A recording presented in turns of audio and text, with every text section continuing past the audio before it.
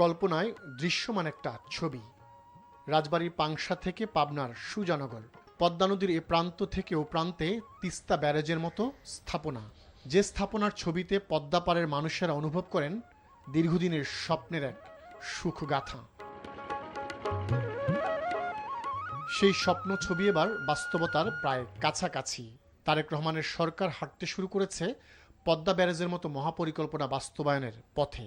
প্রায় ৩৫,০০০ কোটি টাকার এই মেগা প্রকল্প অনুমোদন করেছে একনেক। পদ্মা ব্যারাজ এটা একটা বড় প্রকল্প, ৩৪,০০০ কোটি টাকা করলো।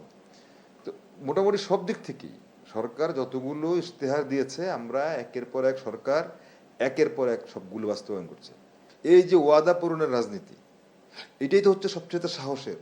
কারণ এই সরকার যখন রাষ্ট্র পরিচালনার দায়িত্ব পেয়েছে, তখন আমরা এমন একটা অবস্থা, এই সরকার রাষ্ট্র পরিচালনার দায়িত্ব নিয়েছে যখন ভঙ্গুর অর্থনীতি, অবনতিশীল আইন শৃঙ্খলা পরিস্থিতি। দেশের একমাত্র দ্বীপ জেলা ভোলাবাসীর ভরসা নৌপথ।